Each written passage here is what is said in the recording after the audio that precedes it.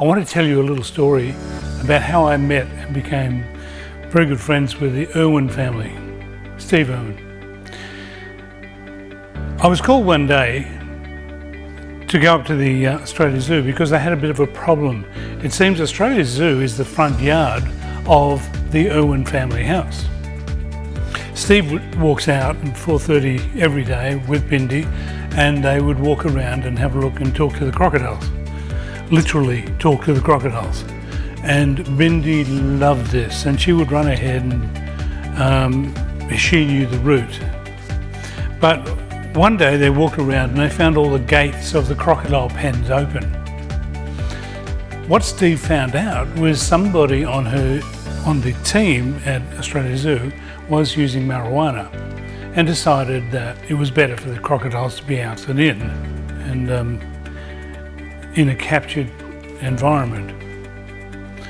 Of course, with a 3-year-old running around, this is not a great idea.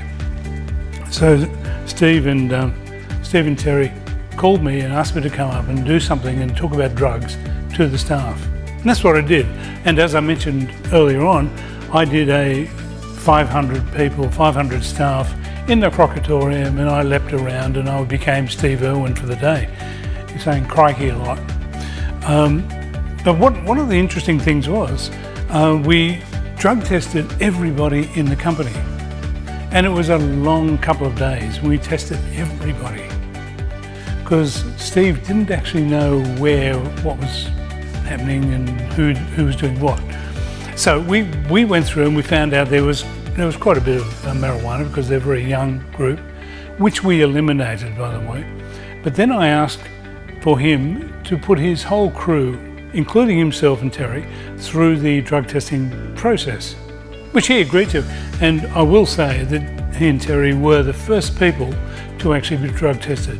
They're beautiful leaders in this company. What was interesting is when we got to the accounts department, we had one person walk up and she said, "Oh, I used to use drugs. I used to be a heroin user, but now I'm okay because I'm on methadone program." Bang, wrong answer. My next question was to the head accountant, were you getting any losses in the business? Were you getting any, shall we say, shrinkage in the profitability? And sure enough, the drug problem that we'd identified in the accounts department was there were invoices coming in that were false. And they lost about $50,000 through this person using methadone. Now, methadone in itself is a way of reducing the impact of heroin, but it is not a way of getting off the drug. In fact, heroin is so addictive that 80% of the people who want to get off heroin will never get off. They will have to be on a drug like methadone for the rest of their life.